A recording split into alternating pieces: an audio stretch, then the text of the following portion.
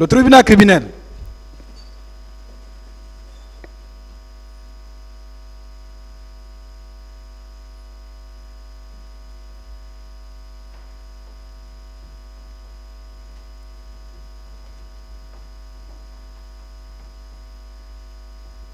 L'audience est reprise, veuillez vous asseoir.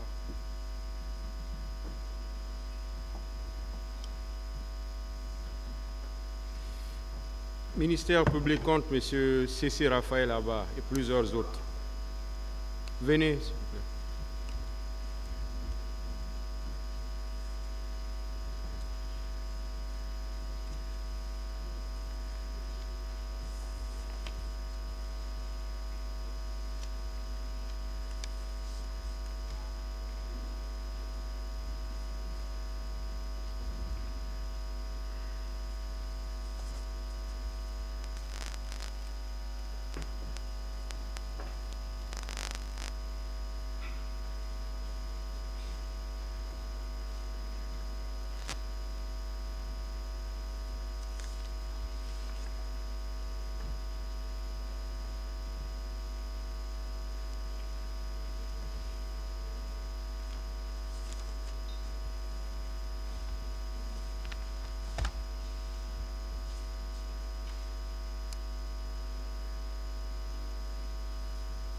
Pour le compte de M. Moussa Dadis Camara, toujours, Maître Antoinette Ouedarogo.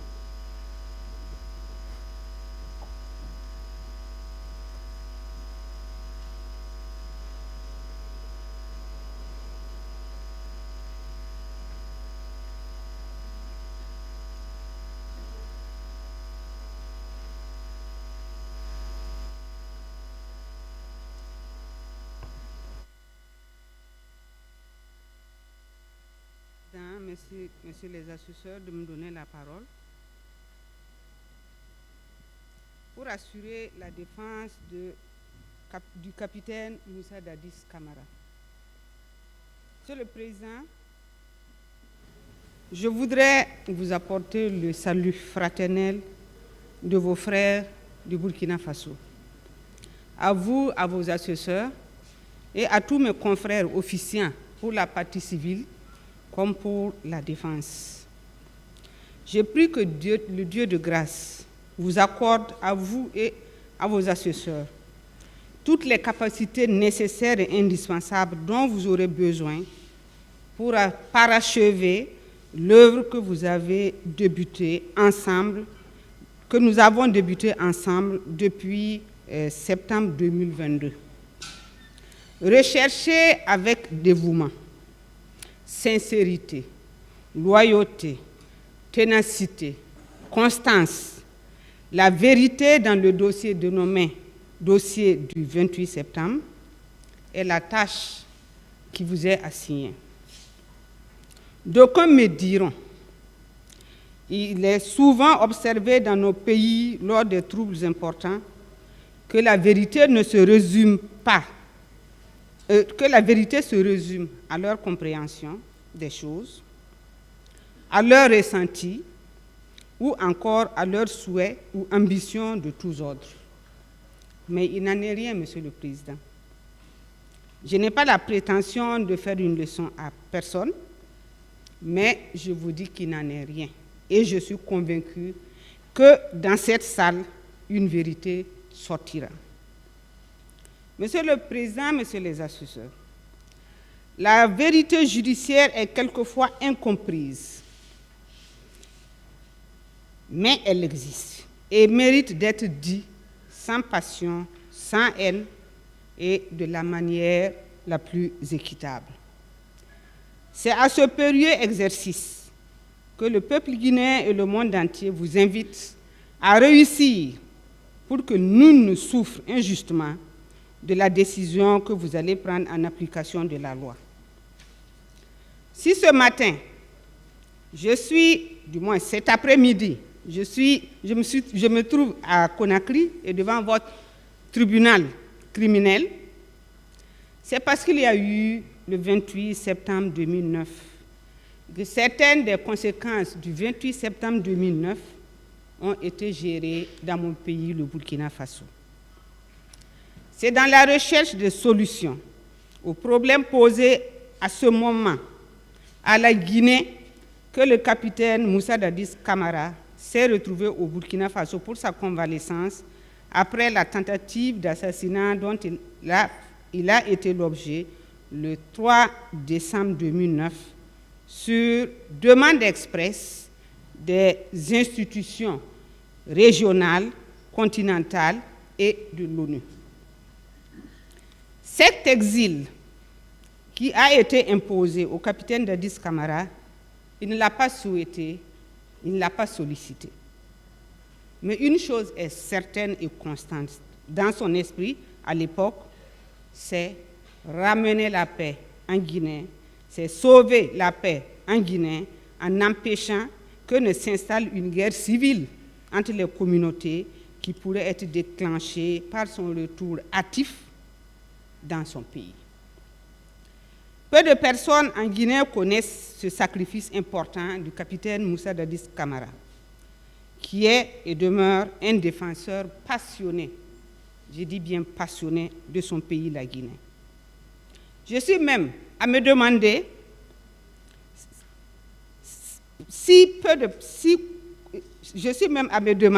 combien de personnes connaissent ce sacrifice de Moussa Dadis Camara. Le capitaine Moussa Dadis Camara a vécu pendant 12 années en parfaite harmonie avec ses frères et sœurs, devenant un homme du paysage social burkinabé, un autre fils du Burkina Faso.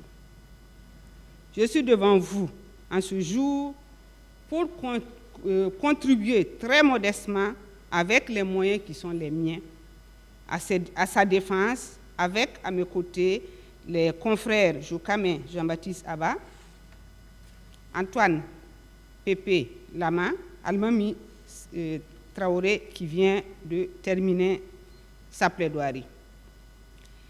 La défense du capitaine Moussa Dadis Camara dans le cadre du dossier dit événement du 28 septembre 2009, survenu à Conakry, au stade du même nom, est emblématique. Mais je pense que ce que nous attendons de vous, nous l'aurons.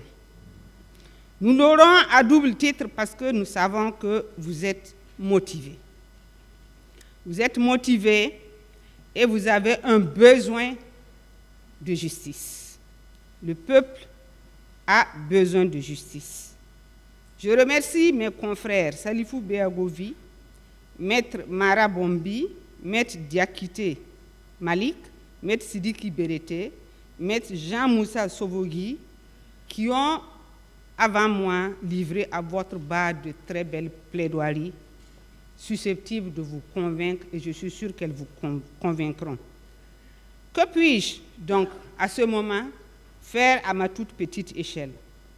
Je vais néanmoins essayer, en comptant sur votre indulgence. Monsieur le Président, Messieurs les assesseurs, l'homme que vous allez juger est né en Guinée, où il a passé la majeure partie de son temps au service de la nation guinéenne. Il a été décrit et bien décrit par les avocats de la défense qui sont intervenus avant moi, que chaque confrère trouve ici et maintenant mes vifs remerciements. Pour moi, c'est un réel honneur de participer à la défense d'une telle personne à laquelle d'éminentes personnalités reconnaissent de grandes vertus. Jugez, Monsieur le Président, c'est ce qu'on vous demande. Le mot est lâché. Telle est la tâche que le peuple guinéen vous a confiée. Écoutez, analysez, déconstruire, reconstruire la nation guinéenne par le droit. En effet, Monsieur le Président, Messieurs les assesseurs, la formule du serment que prête chaque magistrat guinéen avant d'entrer dans ses fonctions juridictionnelles est ainsi conçue. Je jure de bien et loyalement remplir mes fonctions de magistrat, de les exercer en toute impartialité dans le respect de la Constitution et des lois de la République, de garder scrupuleusement le secret des délibérations et des votes, de ne prendre aucune position publique, de ne donner aucune consultation à titre privé sur les questions relevant de la compétence des juridictions et d'observer en tout la réserve, l'honneur et me comporter en tout comme un digne et loyal magistrat.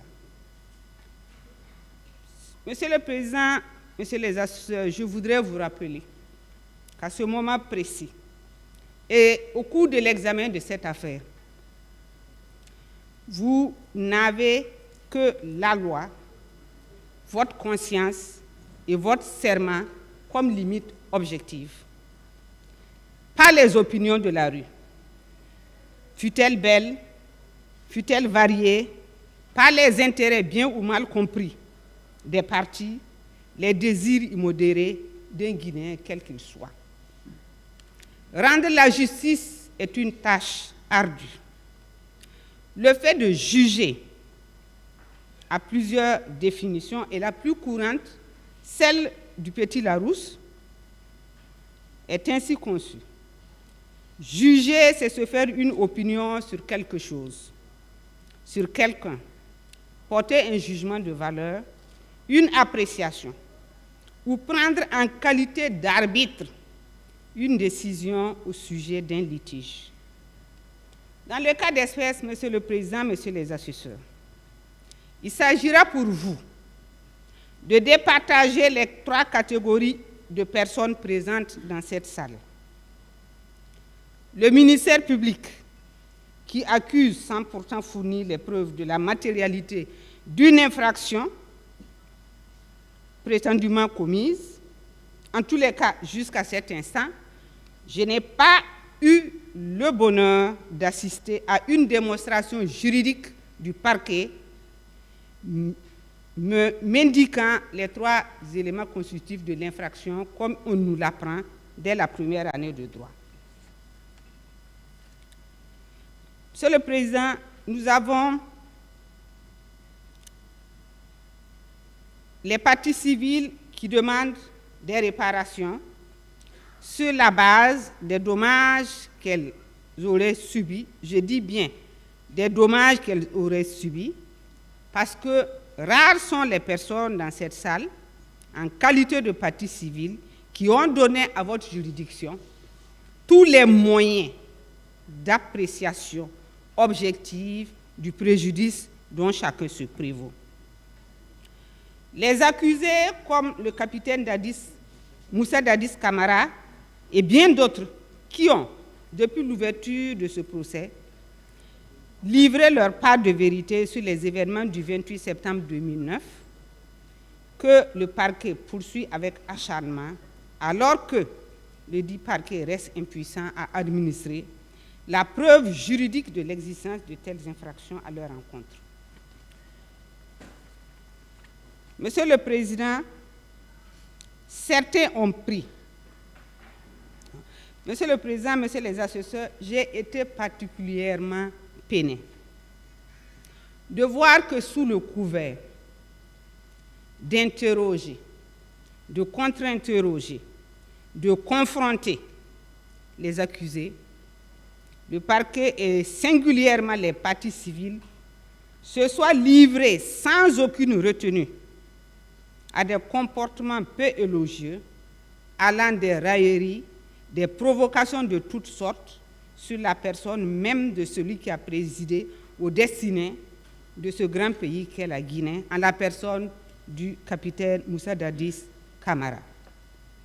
Certains même ont pris un malin plaisir à exciter sa colère, l'amenant quelquefois à réagir de façon inopportune et induisant qu'en votre qualité de président du tribunal et usant de votre impérium, vous lui fassiez des mises en garde. Mais quant à vous, Monsieur le Président, Messieurs les assesseurs, vous avez traité le président Dadis Camara avec humanisme et respect. Je ne peux pas en dire autant du parquet ni des parties civiles. Je souhaite au plus profond de moi qu'aucun Guinéen, ancien président de la République de Guinée, ne connaisse un jour les humiliations et les sarcasmes comparables à celles qui ont été infligées au capitaine Moussa Dadis Camara. Car je ne doute pas que dans cette salle, parmi les personnes qui y figurent ou dans leur progéniture, il sortira certainement un jour un président de la République. Un adage de chez nous dit bien que celui qui monte l'escalier donne du respect à celui qui en descend. Parce que celui qui en descend, c'est celui qui était monté. Donc, monter des escaliers vous contraint à descendre. Autrement dit, l'adversité, c'est le lot de tous les hommes. Et on ne tape pas sur un homme couché. C'est déloyal. Et c'est parce qu'on ne tape pas sur un homme couché que je me plains de ce que, au moment où Moussa Dadis Camara était à votre barre, il a souvent été humilié. L'action de juger, Monsieur le Président, confère aux magistrats une puissance. Et à cet égard, le philosophe Descartes indique que la puissance de bien juger, de distinguer le vrai du faux, est proprement le bon sens ou la raison. Il continue en disant: ce n'est pas assez d'avoir l'esprit bon, mais le principal est de l'appliquer bien, car l'homme est une chose imparfaite qui tend sans cesse à la perfection dans le temps et dans l'espace. Il dit enfin que pour atteindre la vérité, il faut une fois dans sa vie se défaire de toutes les opinions qu'on a reçues et reconstruire un nouveau système de ses connaissances. Autrement dit, la vérité, Monsieur le Président, Messieurs les assesseurs, ne saurait s'accommoder ni des opinions racolées dans la cité, ni des idées préconçues que l'on pourrait avoir reçues, mais reposer sur le nouveau système de connaissances que vous vous êtes forgé depuis 19 mois que dure ce procès. Le niveau de connaissance que vous aviez des parties, de la procédure, des parties civiles et des accusés, au moment où vous débutiez ce procès, a certainement évolué à l'épreuve de l'interrogatoire, des confrontations, des auditions, allant du plus crédible, de l'audition des témoins, allant du plus crédible à l'affabulateur, en passant par le narcissique et même le mythomane. Monsieur le Président, j'ai regardé des témoins ici, et je me suis demandé pourquoi ils témoignaient. Tellement on sentait en eux un désir de honnir, un désir d'humilier, un désir de déconstruire la vie de quelqu'un. C'est la sommation de tous ces éléments-là, Monsieur le Président, Monsieur les assesseurs, confrontés aux réquisitions du parquet, en ce que les dites réquisitions ont été prises conformément à la loi applicable devant vous, qu'il vous appartiendra, Monsieur le Président, Messieurs les assesseurs, en faisant appel à votre intime conviction et indubitablement à votre serment que vous devez juger.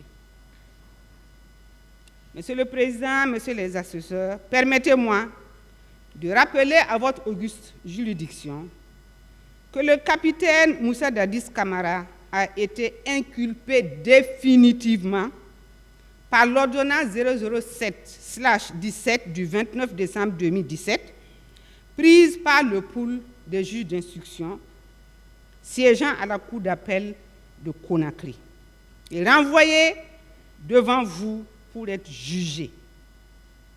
Ceci après une tentative infructueuse, une énième tentative infructueuse du parquet, de faire requalifier les faits. Au terme de cette ordonnance, Monsieur le Président, le capitaine Moussa Dadis Camara est poursuivi pour violation des articles 19 et 20 du Code pénal guinéen, en vigueur depuis le 26 octobre 2016, et ces préventions figurent à la page 26 plutôt, de l'ordonnance. La qualification de la responsabilité de commandement et des supérieurs hiérarchiques tant chère au parquetier a été abandonnée. Vous pourrez en voir la quintessence à la page 26. Abandonnée et remplacée par la complicité prévue aux articles 19 et 20 du Code pénal. Qu'est-ce que l'article 19 dit? Maître Almami l'avait rappelé, mais je vais le rappeler, il semble que la répétition est pédagogique. L'article 19 dit « La complicité est la participation d'un individu en pleine connaissance de cause à un crime ou à un délit dont un autre est l'auteur principal. » Les complices d'un crime ou d'un délit sont punis des mêmes peines que les auteurs principaux.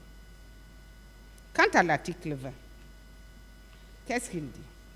L'article 20 dispose que sont punis comme complices d'un fait qualifié de crime ou délit, premièrement, ceux qui, pardon, promesse, abus d'autorité ou de pouvoir, machination ou artifice provoquent ce fait ou donnent les instructions pour les commettre. Deuxièmement, ceux qui procurent les armes, instruments ou tout autre moyen qui sert à l'action, sachant qu'il doit y servir. Troisièmement, ceux qui, en pleine connaissance de cause, aident, assistent l'auteur ou les auteurs de l'action dans les faits qui le préparent, la préparent, la facilitent ou la consomment sans préjudice des peines prévues par les textes en vigueur. Et enfin, ceux qui connaissent la conduite criminelle des malfaiteurs, exerçant des brigandages ou de la violence contre la paix publique, les personnes ou les propriétés leur fournissent habituellement logement, lieu de retraite ou lieu de retraite. Dans la pratique du droit pénal, Monsieur le Président, Messieurs les assesseurs, nous savons, comme je l'ai ébauché, que toute infraction pénale est caractérisée par 3 éléments. Et ces éléments, en l'absence d'un seul de ces éléments, il n'y a pas possibilité pour la juridiction pénale de sévir. L'élément légal de la loi est celle qui est représentée par la norme juridique qui prévoit et qui la réprime. L'élément matériel est l'élément qui doit être matérialisé par un ou plusieurs actes exécutés par son auteur. Exemple, donner des coups signifie que vous êtes auteur de violence. Un élément moral qui veut que l'infraction soit le résultat de l'intention coupable de son auteur, conscient de ses actes. C'est la réunion de ces 3 éléments, Monsieur le Président, Messieurs les assesseurs, qui caractérise l'infraction. Et je le disais, le défaut d'un seul entre les 3 peut choquer la morale, peut choquer la cité, peut choquer en droit civil, mais le droit pénal doit l'ignorer. C'est dans le cas d'espèce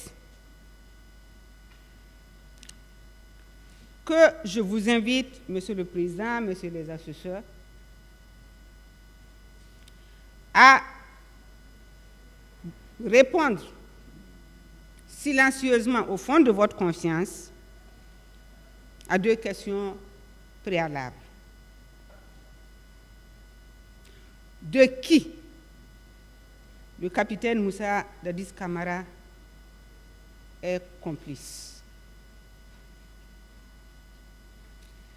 Qu'est-ce qu'il a fait portant acte de complicité tel que décrit à l'article 20?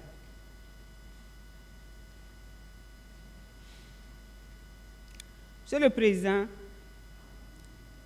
aux réponses que vous donnerez à ces 2 questions, vous ne serez pas très loin de la vérité.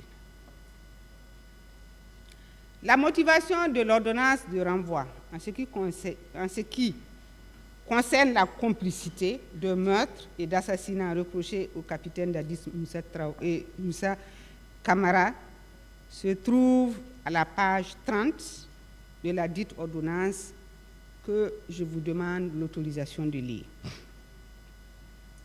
Attendu qu'il ressort des pièces versées au dossier que Dadis Camara avait en pleine connaissance de cause des crimes commis par les forces de défense et de sécurité et la garde présidentielle placée sous son commandement le 28 septembre 2009.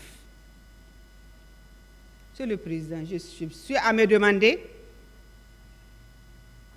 c'est quelle pièce qui l'atteste. Je n'ai pas eu le bonheur, lorsqu'on me communiquait le dossier en septembre 2022, de trouver de telles pièces. Ces pièces, par qui elles ont été versées? Mystère et boule de gomme. Dans quelles circonstances ces pièces ont été versées? Monsieur le Président, il est essentiel que le parquet nous explique de façon, en français simple, comment des pièces qui n'ont pas été communiquées aux parties, dont on ne connaît pas la provenance, peuvent devenir des pièces à conviction, susceptibles d'emporter la conviction d'un juge. Il apparaîtra même aux non-avertis, et c'est de notoriété publique, que le 28 septembre 2009, le capitaine Moussa Dadis Camara n'est pas sorti et n'a eu aucune possibilité de sortir du camp Alpha Yaya Diallo, où il a ses quartiers, pour participer à quoi que ce soit, qu'il n'a donné aucune instruction à qui que ce soit, même pas aux forces de défense et de sécurité pour aller au stade ou ailleurs. Pas plus, Monsieur le Président, Messieurs les assesseurs, qu'il n'a incité ou fourni des moyens à qui que ce soit pour permettre à ces personnes de commettre les infractions pour lesquelles il comparaît devant vous. Alors, la question la plus simple qui me vient en tête, comment le parquet a pu caractériser une infraction de commission sans éléments matériels?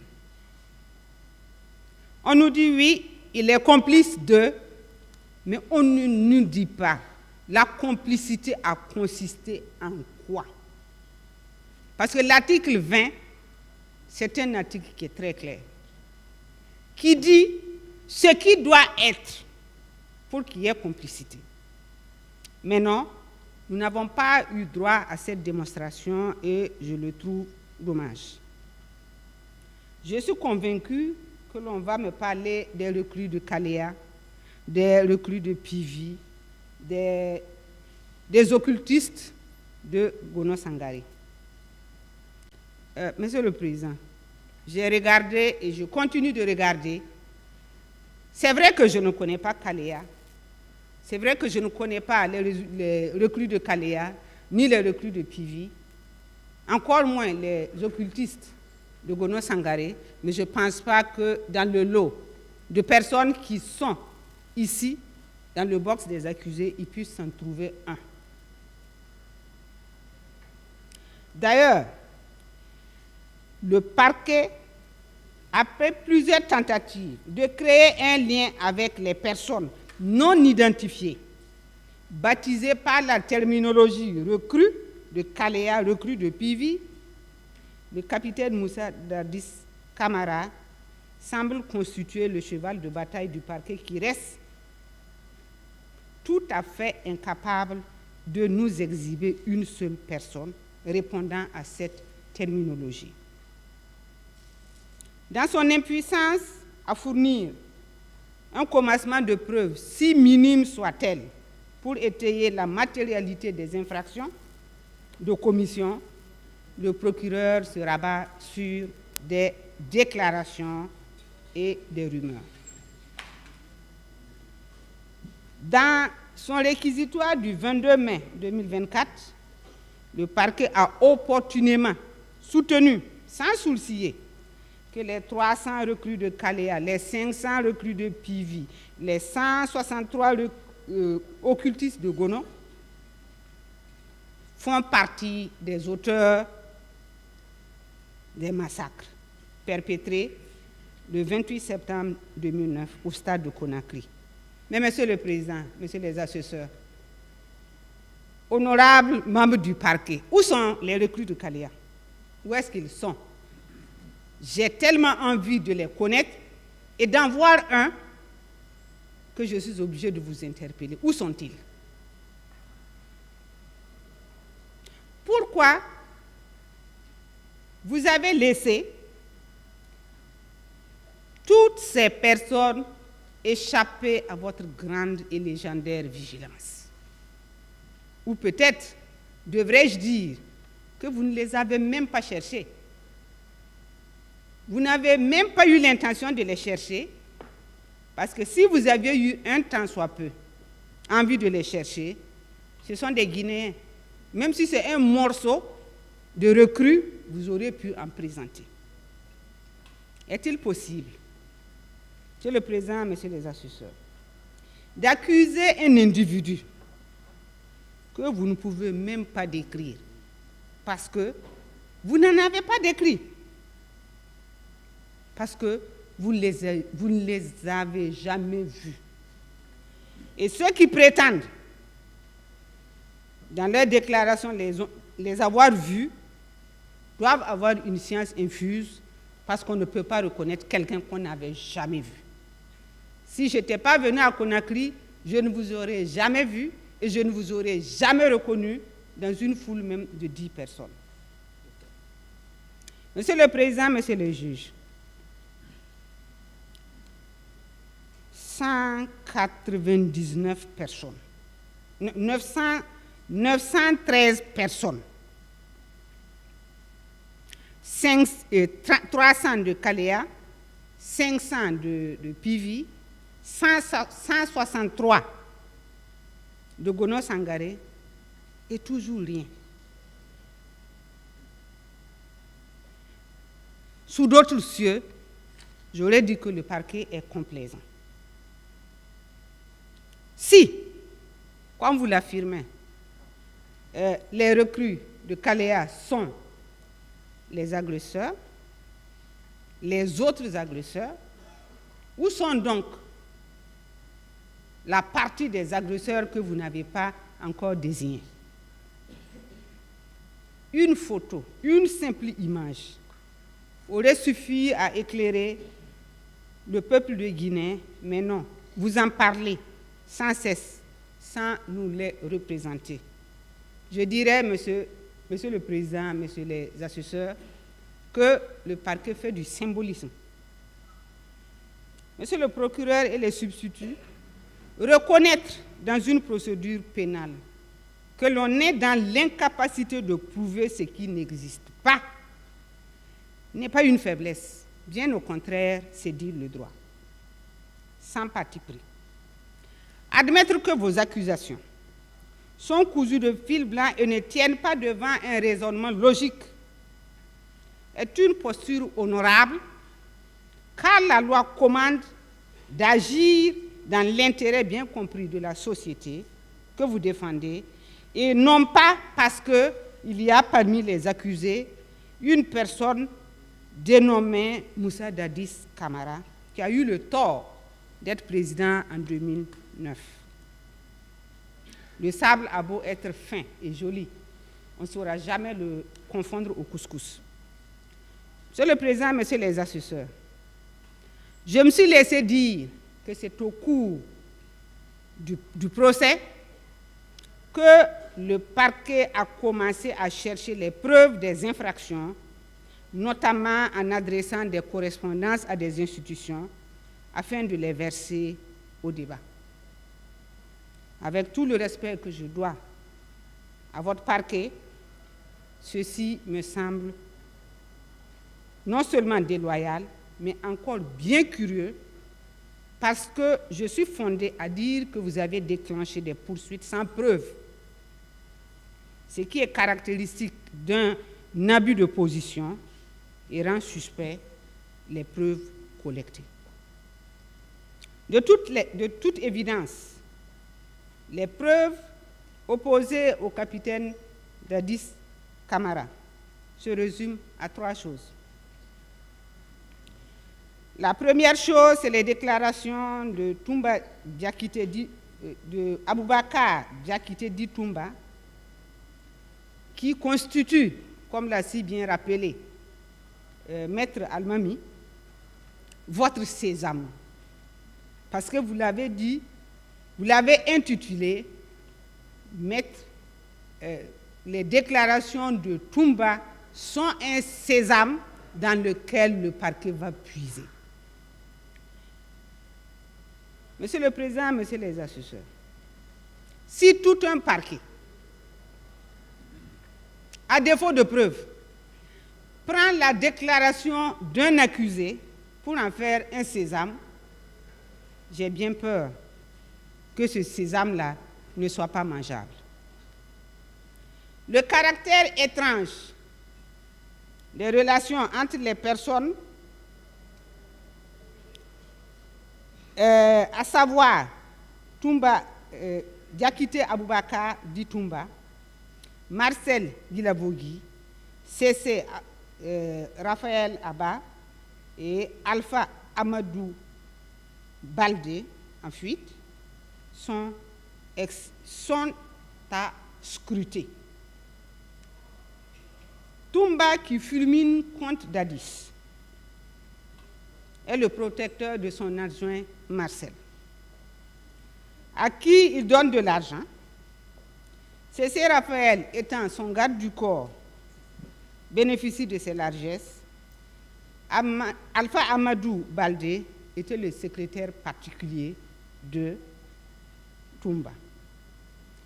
Monsieur le Président, Messieurs les assesseurs, c'est ce qu'on appelle en droit de la collusion, c'est-à-dire des gens qui se sont entendus avec un objectif précis, et dans le cas d'espèce, ce qu'il fallait faire, c'est noyer Moussa Dadis Camara.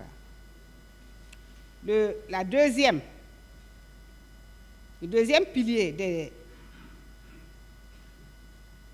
des éléments opposés à Moussa Dadis Camara, c'est les déclarations de Mamadou Konté, Madame Yaï Fatou Bari, Madame Fatmata Bari, Monsieur Oumar Diallo, Madame Salematou Bari et Monsieur Abdoulaye Ba, 3, sur l'existence du recrutement de Kaléa pour l'année 2009. Monsieur le Président, Messieurs les assesseurs, en quoi le recrutement de soldats fut-il envoyé à Kaléa constitue dans votre droit positif une entorse à la loi? Les personnes dont les dépositions ont été synthétisées par le parquet ne comparaissent-elles pas devant vous et pourquoi?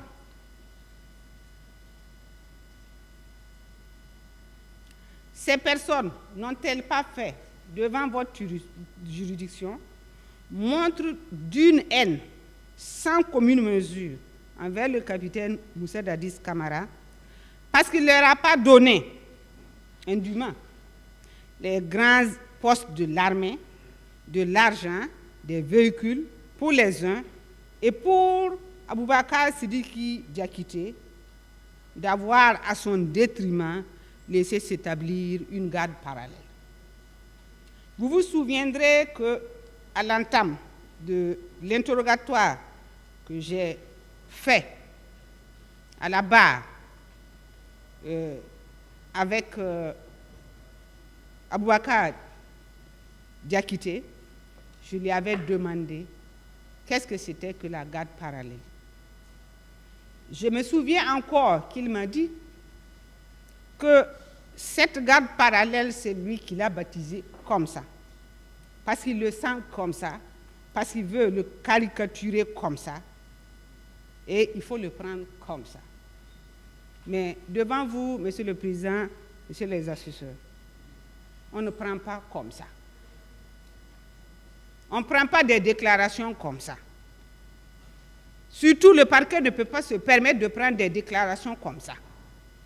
Il faut vérifier, il faut peser, il faut sous-peser, il faut examiner pour voir la valeur probante d'une déclaration avant d'en faire un élément de preuve. Enfin, Monsieur le Président, Monsieur les assesseurs, vous apprécierez. S'agissant de la complicité de meurtre et d'assassinat, figurant à l'article 27 de l'ordonnance, il est écrit que C.C. Raphaël Abba, Alpha Amadou Baldé, Marcel Guilavogui, Moussa Thieboro Camara, Claude Pivi, Ibrahim Camara Di Kalonzo, Blaise Goumou, Aboubakar Diakité Di Toumba sont les auteurs principaux des infractions décrites à la page 30. Et vous trouverez à cette même page les éléments censés caractériser la complicité du président Moussa Dadis Camara, ainsi conçu. Attendu qu'il ressort des pièces versées au dossier, je n'en ai pas vu, Monsieur le Président. Je suis obligé de dire, je n'ai pas vu ces pièces qui ont été versées au dossier. Que Moussa Dadis Camara avait en pleine connaissance de cause des crimes commis par les forces de sécurité et de la garde présidentielle placés sous son commandement le 28 septembre 2009 et jour suivant. Je suis bien heureuse que M. Sovogui ait balayé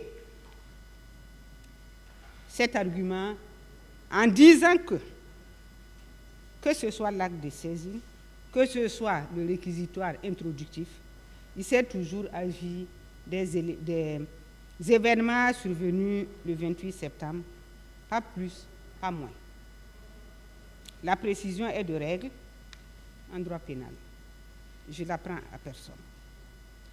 Au terme des débats qui ont été menés devant vous et sur la foi des procès-verbaux d'audition figurant à votre dossier, il a été formellement révélé et établi que le 28 septembre 2009, le capitaine Moussa Dadis Camara n'a donné aucun ordre à l'un quelconque des auteurs principaux, ci-dessus cités. Si l'expression « sous son commandement » peut revêtir un sens au propre comme au figuré, cela signifierait qu'il aurait donné des instructions ou ordres à l'un d'entre eux. Qui l'a confessé à cette barre? Personne. Le parquet a tenté malencontreusement de faire accroire la thèse selon laquelle Toumba Diakité aurait dit qu'il est parti au stade sur ordre de Moussa Dadis Camara. Heureusement, les archives parlent et j'ai reconsulté les passages de Toumba devant votre bar. Si, à Dakar, il a semblé le dire, devant votre bar, il a dit qu'il est parti chercher le président. Monsieur le Président, Monsieur les assesseurs, on ne peut pas chercher quelqu'un qu'on a mis sous cloche. Parce que c'est lui qui nous l'a dit. Il a demandé à Mohamed Condé de garder le président bien en place et de ne lui permettre de faire aucun mouvement. Monsieur le Président, comment alors, dans ces circonstances de temps et de lieu, le président a pu donner un ordre à quelqu'un qui n'a pas vu? Parce que le 28 septembre, la seule personne qui lui a été donnée de voir, c'est Aboubacar Diakité dit Toumba, qui vous dit, il ne m'a pas donné d'ordre. Qui vous a dit dans cette salle, depuis le début des interrogatoires, qu'il a reçu une instruction du président d'Addis pour aller au stade? Personne à ce que je sache. Aucun des présumés auteurs ne l'a soutenu, n'y a persisté et a signé. La judiciarisation par le parquet des propos de Aboubacar Sidiki Diakité, tenus sur une radio étrangère faisant passer le président Moussa Dadis Camara de témoin en 2013 à inculpé en 2015 par la seule volonté du parquet, est une faute. Parce que on ne saurait, en judiciarisant une interview, en faire un mode de preuve. Dans cette salle, Monsieur le Président, j'ai entendu des parties civiles et même le parquet dire, des témoins aussi,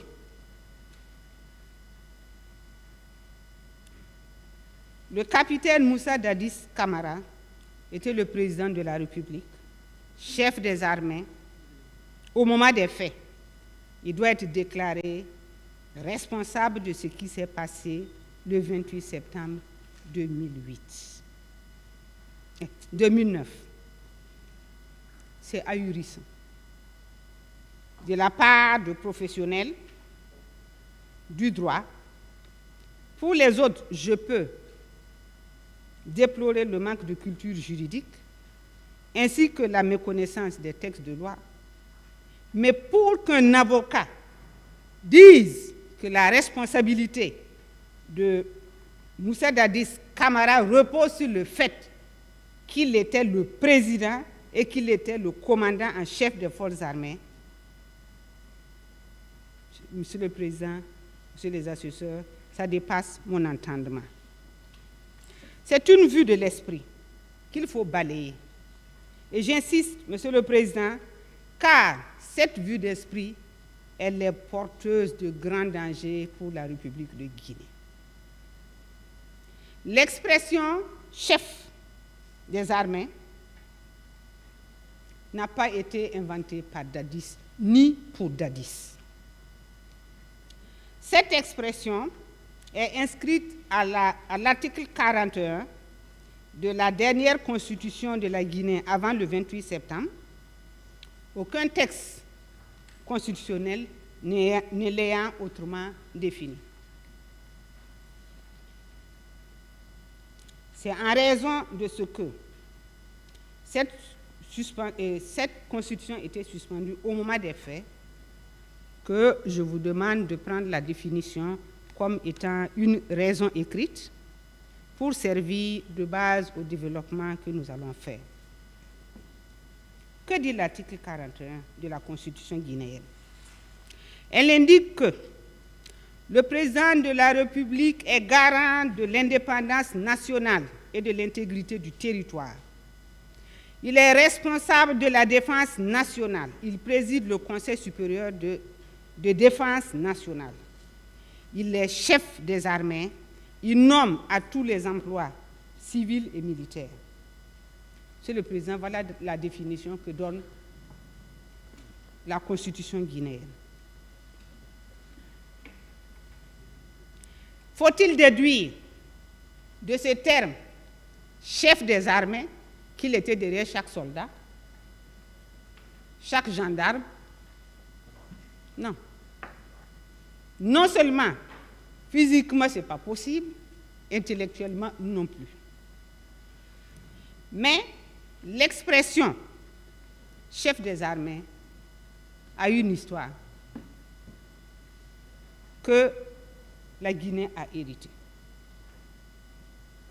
L'article 426 de la même Constitution dit que le président de la République n'est responsable des actes commis dans l'exercice de ses fonctions qu'en cas de haute trahison. En ce cas, son juge naturel, c'est la Haute Cour de justice. Mais peut-être il est tard de le mentionner, mais ce n'est pas moins bon de le dire pour que ça rentre dans la culture des uns et des autres. Comme je disais, l'expression chef des armées vient de l'histoire des présidents français qui cherchaient à reconstruire la France après les 2 guerres mondiales qui l'ont sensiblement malmenée.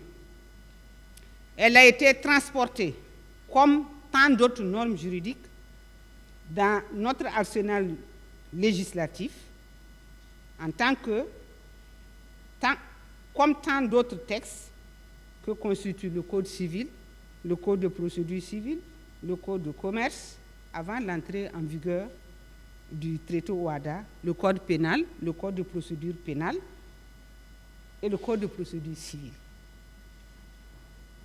En France, le président préside le Conseil nucléaire. Ce n'est pas le cas ici.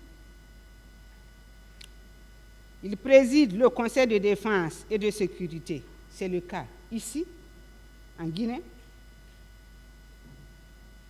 Il a compétence pour nommer aux emplois civils et militaires. C'est le cas également ici. C'est pour cela cette définition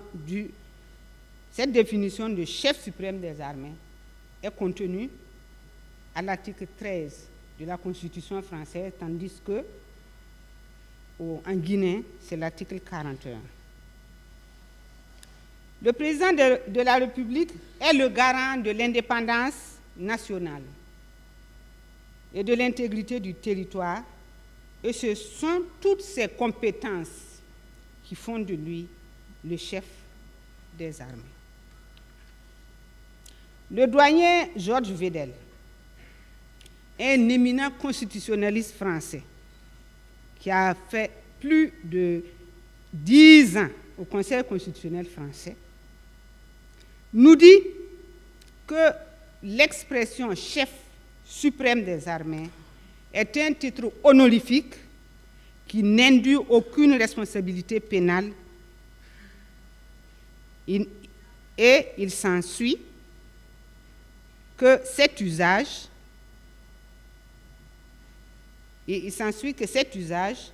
qui est inscrit dans la Constitution est un usage qui a été transposé. Dans le contexte guinéen de 2009,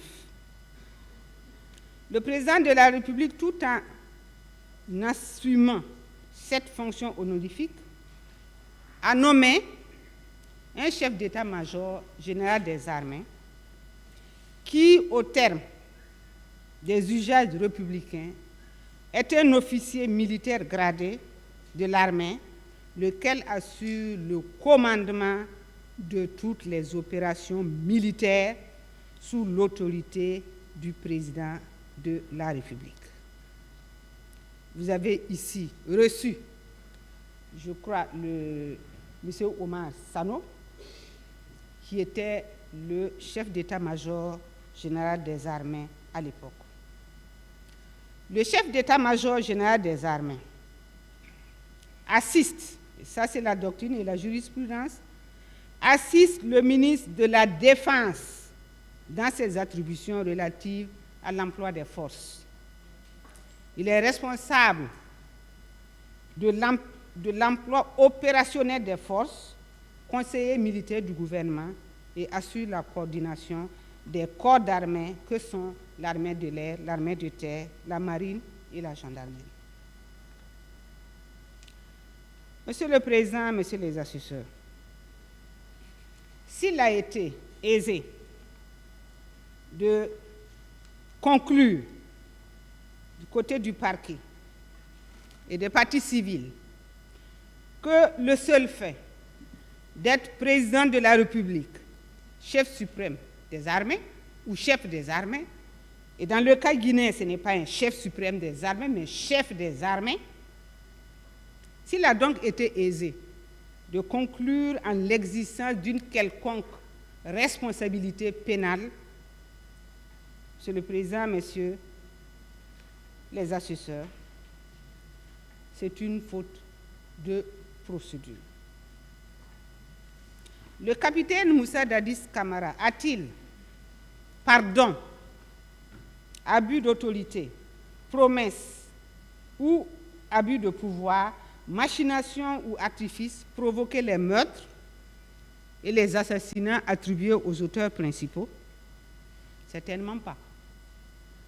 Sinon, ils auraient tous fait chorus pour dire, effectivement, j'ai reçu un ordre du capitaine Moussa Camara, j'ai reçu une promesse, il a utilisé un artifice pour que je puisse commettre ces meurtres et ces accusations dont on l'accuse. Il résulte par ailleurs tant des dépositions que des déclarations des accusés devant cette barre que le 28 septembre 2009, la seule personne qui a eu accès au capitaine Moussa Dadis Camara est M. Aboubakar Diakité Ditumba, qui est venu l'empêcher. Je dis bien empêcher d'aller au stade et qui a confessé publiquement devant votre barre être allé au stade sans l'autorisation du président. Qui donc, de Cessé Raphaël, de Marcel Guilavogui, de Blaise Goumou, de Tchéboro Camara, j'en passe, qui donc a pu vous dire ici que Moussa Dadis Camara lui aurait facilité la tâche d'aller assassiner? Encore que ces assassinats doivent encore être imputables aux personnes concernées. Comment peut-on, sans risque d'être ridicule, soutenir l'hypothèse d'une complicité de meurtre et d'assassinat contre une personne qui ignorait tout de ce qui se passait au stade, encore qu'il ne lui était même pas permis de s'y rendre?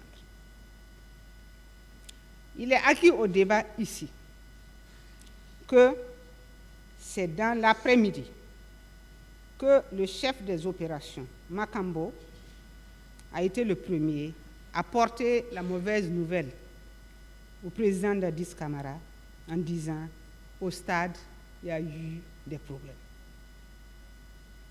Au stade, il y a eu des tirs. Au stade, il semble qu'il y ait eu des morts. Comment alors expliquer la connaissance que pouvait avoir le président Dadis des exactions commises au stade? On me dit c'est la garde présidentielle. À moins, Monsieur le Président, Messieurs les assesseurs, que le parquet me dise et soutienne que le rôle de l'armée, la mission régalienne de l'armée, c'est de tuer et de faire d'autres exactions. Sinon, je ne vois pas le lien entre l'armée et la garde présidentielle et Moussa Dadis Camara en ce jour du 28 septembre 2009.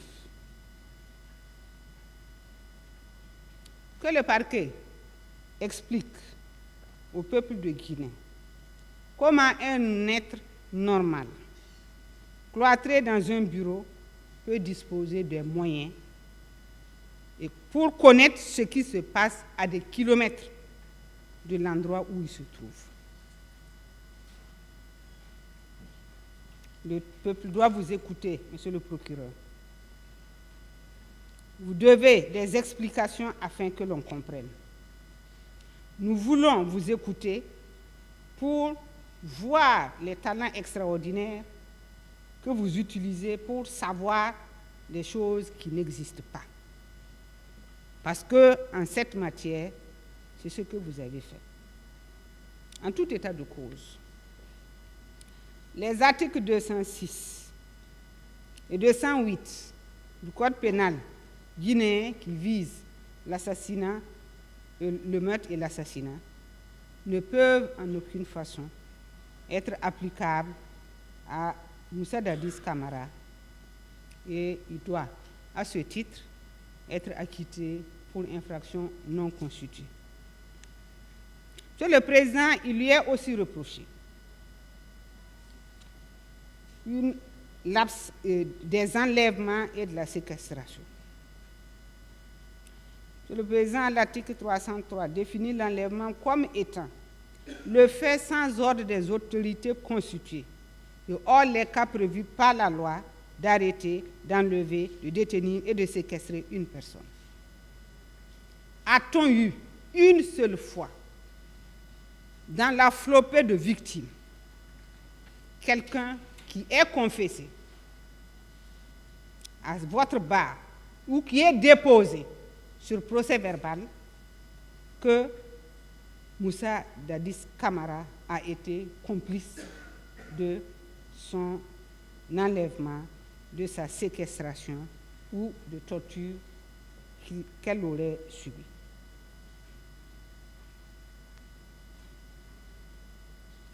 Le 28 septembre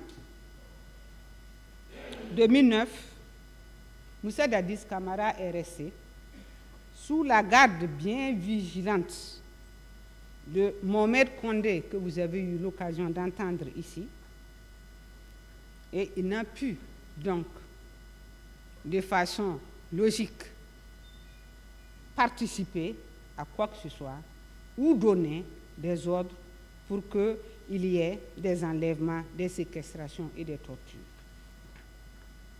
Aucun élément constitutif de ces infractions nous a été démontré par le parquet. Au moment du déroulement de la procédure, le capitaine Moussa Dadis Camara n'a été confronté à personne, pas plus que personne ne l'a accusé de ces infractions. Il y a donc lieu, Monsieur le Président, Messieurs les assesseurs, de noter que si le parquet énonce, le parquet ne prouve pas. Si le parquet énonce, le parquet ne caractérise pas, il ne démontre pas. C'est comme si le parquet voulait charger votre conscience en vous balançant sans discernement des infractions dont il est incapable de prouver les éléments constitutifs.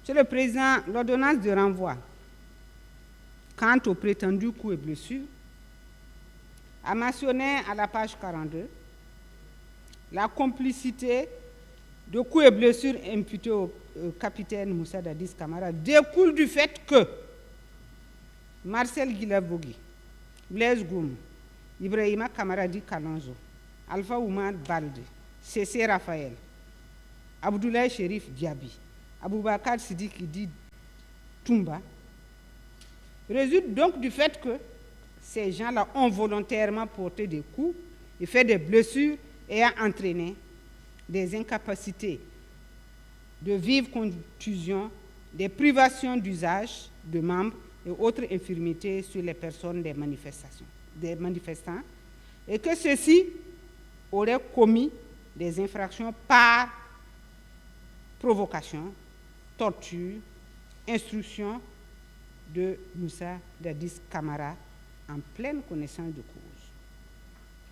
Monsieur le Président, je sais que c'est fatidique, c'est fastidieux d'écouter toujours les mêmes choses revenir, mais ne dit-on pas que la répétition est pédagogique? Comment alors, Monsieur le Président, le parquet a pu caractériser cette dernière complicité qu'elle continue de soutenir, sans qu'il ait besoin, Monsieur le Président, Messieurs les assesseurs, de polémiquer? Il est à suffisance attesté par les présumés auteurs principaux que le 28 septembre 2009, personne n'a reçu une quelconque fourniture de moyens ou des instructions pour aller au stade de la part du capitaine Dadis Camara. Ceci a non seulement été déclaré, mais aussi plaidé. Il suit que ces infractions qui n'ont pas été formellement établies à travers les 3 éléments constitutifs que la loi impose pour qu'une infraction soit constituée, que ces infractions doivent être déclarées non constituées et les personnes à qui elles sont opposées doivent être acquittées. Monsieur le Président, concernant le pillage, complicité de pillage de marchandises et d'objets et d'incendies, il est fait état de ce que le président Moussa Dadis Camara serait complice de Claude Pivy. Mais, je viens de le dire et je le réaffirme, Claude Pivy n'a pas vu le président Dadis Camara le 28 septembre 2009. Comment alors il a pu faire en sorte que les conditions précises prévues à l'article 20, 19 et 20 soient remplies afin que cette infraction-là soit constituée? Je m'interroge et je sais que le parquet ne m'en voudra pas de dire que cette infraction ne peut tenir vis-à-vis d'un développement logique. Il en est de même de la complicité de vol à main armée. Monsieur le Président, si l'article 373 du Code pénal guinéen définit le vol comme étant la soustraction frauduleuse de la chose d'autrui, et lorsque le vol a été commis avec ou sans véhicule, l'article 381 du Code pénal le qualifie de vol à main armée. Monsieur le Président, Messieurs les assesseurs, objectivement, le président Dadis Camara ne savait même pas qui était sorti, qui était au stade, qui était aux alentours du stade, qui était dans le stade, afin de commettre des vols simples et des vols à main armée, et qu'il puisse, conformément aux dispositions de l'article 19 et 20, en être complice. Dans ce cas d'espèce,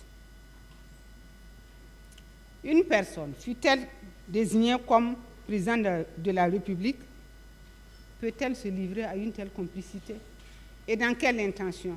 Pour quel objectif? À quelle fin? De toute évidence, Monsieur le Président, Messieurs les assesseurs, le parquet est allé trop vite en besogne. Les parties civiles n'ont rien prouvé. Et de toute évidence, il y a impossibilité d'imputer ces infractions-là au président Moussa Dadis Camara. Il vous plaira donc, Monsieur le Président, Messieurs les assesseurs, de prononcer son acquittement pour infraction non constituée. Monsieur le Président, je n'achève pas toutes les préventions parce que je sais que des voix plus autorisées viendront les détailler et les décortiquer à votre attention. Monsieur le Président, j'en viens aux réquisitions propres du parquet et j'ai la faiblesse de croire que le premier substitut à cette audience n'a rien de spécifique qui l'oppose à Moussa Dadis Camara, à cause duquel il a oublié tous les autres accusés dans ces réquisitions. Sinon, qu'au moment de distribuer des peines. Monsieur le Président, Messieurs les assesseurs, dans la déclinaison de ce qu'il appelle ces 6 éléments de preuve, qui me paraît fortement discutable, il a été question du fait que Dadis n'a exprimé aucun regret. Dadis n'a pas eu de remords. Dadis n'a pas de compassion. Monsieur le Président, Messieurs les assesseurs, nous ne sommes pas à l'Église. Nous ne sommes pas à l'Église. Et je ne connais peut-être pas parfaitement toutes les normes juridiques de la Guinée, mais en tout cas, en matière pénale, je ne vois pas d'où découle cette obligation pour quelqu'un de s'excuser quand il ne se sent pas coupable. Fallait-il qu'il s'excuse pour vous faire plaisir, Monsieur le procureur? Vous êtes une partie au procès, comme lui. Il n'est donc pas possible, ni admissible, que vous demandiez à quelqu'un de présenter des excuses. À qui d'ailleurs doit-il présenter des excuses? Est-ce que présenter des excuses efface une infraction? A contrario, ne pas présenter des excuses ne constitue pas une infraction. Vous dites aussi dans vos éléments de preuve que Dadis accuse les leaders politiques. Je ne vous comprends pas. J'avoue que je ne vous comprends pas. Est-ce un crime d'accuser des leaders politiques s'il y a matière à le faire? Est-ce une infraction d'accuser les leaders politiques s'il y a matière à le faire? Cette interpellation, Monsieur le procureur, me laisse penser que vous avez joué aux défenseurs des leaders politiques et non pas au parquet représentant la société.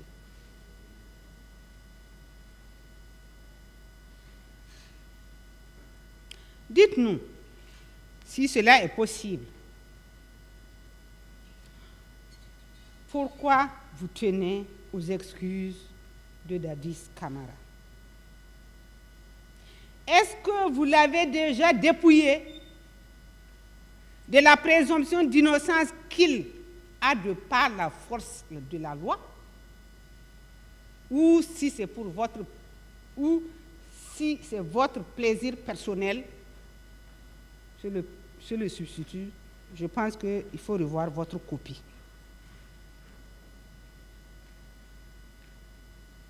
Dites-nous si à cette audience, où vous représentez la société guinéenne tout entière, à laquelle appartient d'ailleurs Dadis,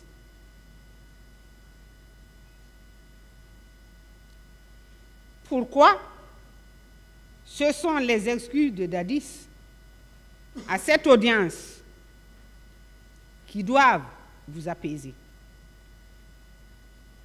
N'êtes-vous pas le représentant de tout le monde? N'agissez pas en termes de discrimination, parce que ceci est une vilaine expression. Dites-moi, dites-nous, si vous n'êtes pas allé jusqu'à judiciariser les propos tenus sur les médias ou dans les discours politiques des uns et des autres pour asseoir vos accusations en lieu et place d'une démonstration juridique ferme et claire. S'agissant de l'imputabilité, Monsieur le procureur,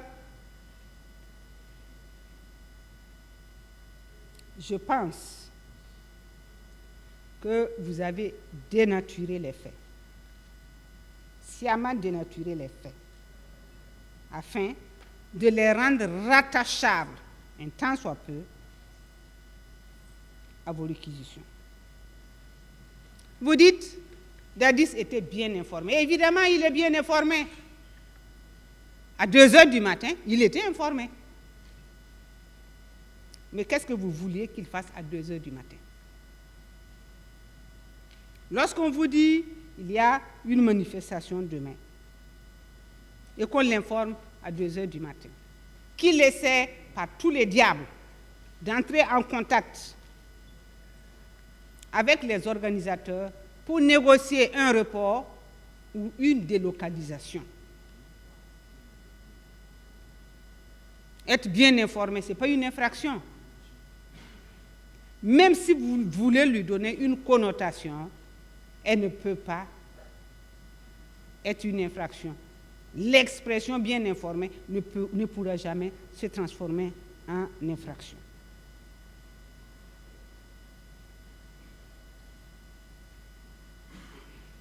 Vous dites, Dadis n'a rien fait. Que pouvait-il faire? Il a, je crois en toute transparence, et dès que cela a pu être nécessaire, ou du moins possible, mis en place une commission d'enquête nationale indépendante. Certainement, puisque vous ne lui donnez pas du crédit, vous n'allez certainement pas chercher le pourquoi. Le pourquoi, c'est que le président Dadis n'a pas voulu poursuivre les gens à l'aveuglette. C'est un homme réfléchi. Le président Dadis est un homme réfléchi. Même bouillant qu'il est, il est réfléchi et il a de la mesure, il a de la proportionnalité dans ce qu'il fait.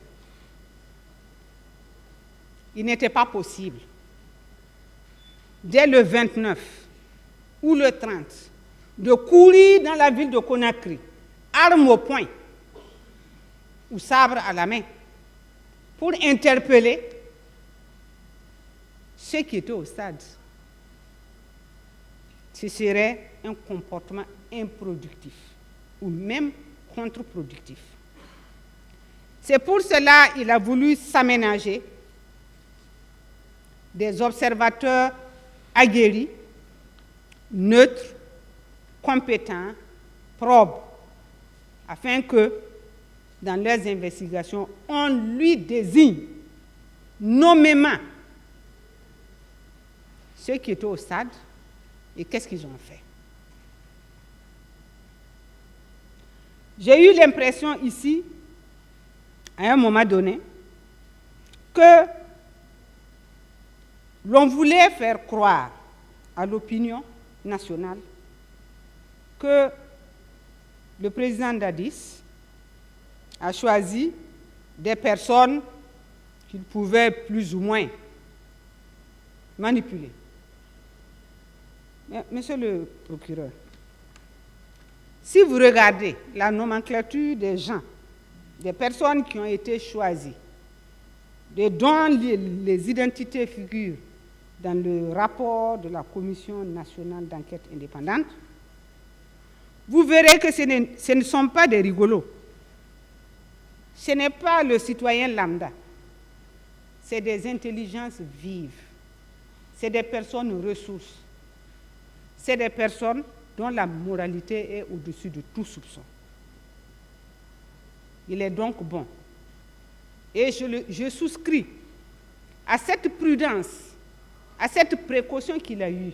S'il ne l'avait pas fait, vous alliez dire, vous n'avez pas enquêté, vous avez fait arrêter arbitrairement les gens, et ce serait encore une autre incrimination que vous viendrez à ajouter à celle déjà longue et non étayée pour lesquelles nous nous battons. Je disais donc que le principe de précaution commandait qu'il ne se mêle pas, être juge et partie. C'est vous qui le dites en droit, nous le disons en droit, ce n'est pas une belle combinaison. C'est pour cette raison que, pour voir clair, pour situer les responsabilités, pour ne prendre dans le filet de la justice que ceux qui ont effectivement commis des exactions, le président a pensé qu'il était bon de nommer des gens pour enquêter. Et mon jeune confrère Samouri vous a décliné les compétences de cette commission. Elles étaient exorbitantes. Mais, monsieur le procureur, vous êtes de la société. C'est vous qui avez la puissance publique. Pourquoi alors, au lieu de vous borner à suspecter le résultat des enquêtes, n'avez-vous pas, à l'aide de vos OPJ et vos APJ, recherché, poursuivi, interpellé ce que vous jugez être les auteurs des événements du 28 septembre? Peut-être les accusés ont bon dos, parce que, en tout état de cause, ils ne pouvaient rien faire. Vous avez dit aussi que Dadis a planifié. Je suis bien contente qu'avant que je ne vienne à la barre, mon confrère Diakité Malik ait décortiqué l'absence de planification. Je ne reviendrai pas là-dessus. Je considère que ces arguments sont suffisants à emporter la conviction de votre tribunal. Le parquet nous dit, Dadis s'est rendu au Maracana parce qu'un avocat l'a dit. Un avocat l'a dit, est-ce que vous n'avez pas pris une courte échelle? Il l'a dit dans quel sens? Il a juré de dire la vérité, il vous a dit que Dadis était au Maracana. Vous a-t-il apporté la moindre preuve attestant de ce qu'il dit? Je pense que non. Je pense que non. Être avocat ne vous affranchit pas d'être comme tout le monde. Vous pouvez être honnête comme vous pouvez ne pas l'être. Monsieur le Président, Messieurs les assesseurs, je pense que ce procès est un procès de principe. Il est de principe parce que la Guinée a toujours connu des violences. Et des voix des plus autorisées les ont déclinées avant que je n'intervienne. C'est pour donc, je suppose, exorciser tout ce passif lourd et douloureux que ce procès a été organisé. Monsieur le Président, Monsieur les assesseurs, Jugez à la lumière des faits qui vous ont été exposés. Appréciez-les à la lumière des lois applicables et éprouvez-les par les termes de votre serment.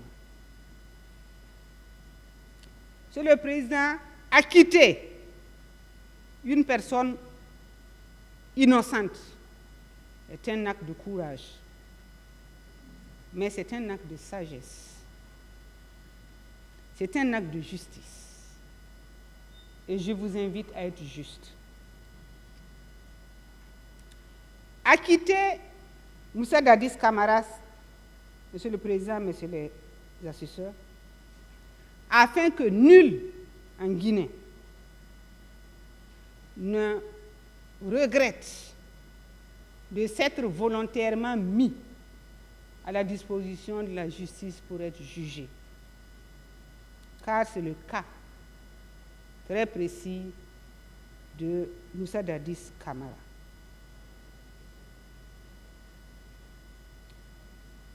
Il n'était pas le seul à être visé dans l'ordonnance de renvoi, mais c'est le seul qui s'est présenté. Sekouba n'est pas là. Alors qu'il est visé, alors que vous avez même pris des actes spécifiques afin de le faire venir,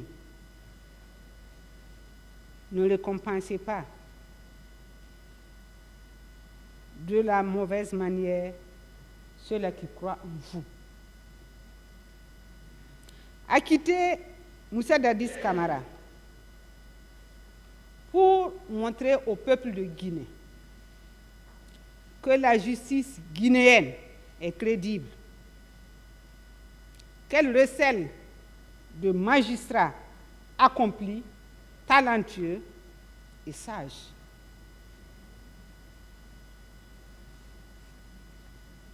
Acquittez Moussa Dadis Camara parce qu'il n'est coupable d'aucune des infractions qui ont été mises à sa charge.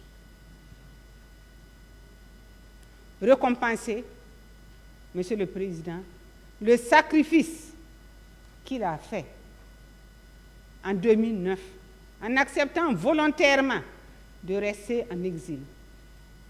Certains ne l'auraient pas fait. Monsieur le président Moussa Dadis Camara a un certain âge. Et vous le savez, puisque sur une enquête d'identité, il vous a dit où il est né, quand est-ce qu'il est né, de qui il est né. C'est un père de famille. C'est un ancien président de la République. J'ai été étonné, Monsieur le Président, de voir que tout au long de cette procédure, il n'a manifesté aucune haine contre qui que ce soit, même injustement poursuivi, harcelé, il est resté égal à lui-même. Parce qu'il sait qu'il est innocent. Et vous savez qu'il est innocent. Monsieur le Président, l'histoire des grands hommes de la justice et du monde judiciaire se forge toujours là où la décision est difficile. Là où la décision peut vous coûter cher. Là où la décision peut même vous coûter votre carrière. Mais n'ayez crainte, Monsieur le Président. Faites votre travail. Acquittez Moussa Dadis Camara parce qu'il a droit. Il a le droit d'être maintenant libre, de vivre maintenant dans son pays, après tous les sacrifices qu'il a fait afin que la Guinée reste unie. Enfin, Monsieur le Président, Messieurs les assesseurs, acquittez-le. Acquittez-le parce qu'aucune charge n'a été démontrée ici. Malgré les tentatives de raccourci, aucune charge n'a été démontrée. Aucune démonstration juridique fiable n'a été administrée dans cette procédure. Acquitter Moussa Dadis Camara, c'est rentrer dans l'histoire. C'est montrer que vous avez été à la hauteur de la tâche. Vous avez été un digne et loyal magistrat. J'ai plaidé. Merci, Monsieur le Président.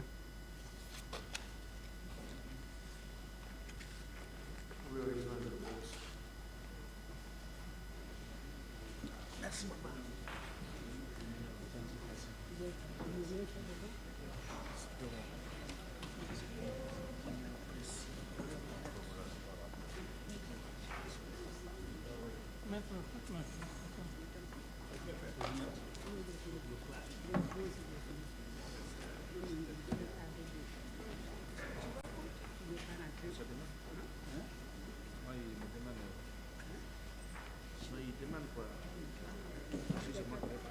L'affaire est renvoyée au niveau de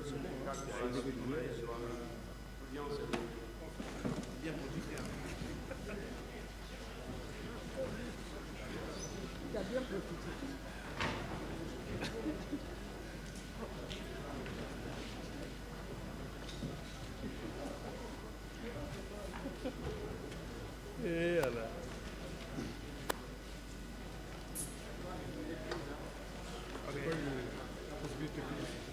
C'est très technique. En tout cas, nous, on était plus. Oui, mais c'est. C'est fini, Non, non, merci. Merci. Vous devez recevoir notre dos. Ah, maman, c'est bien. Hein? Ah ouais, elle passe ce soir. Merci. Ok, ok. C'est ça la défense.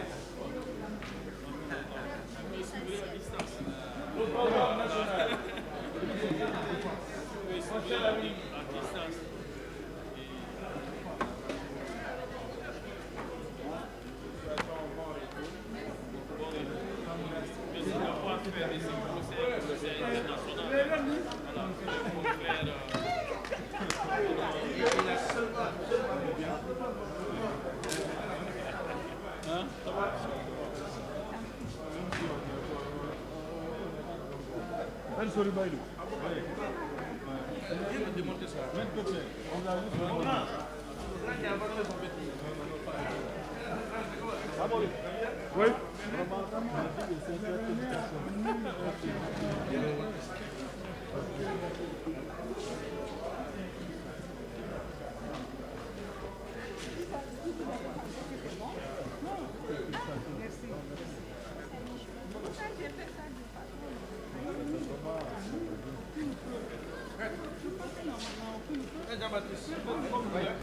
Hein? En réalité, il n'y a pas de.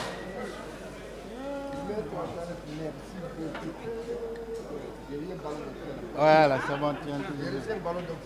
Je t'en prie. C'est la tête de la voiture. Ça, c'est la robe. D'accord.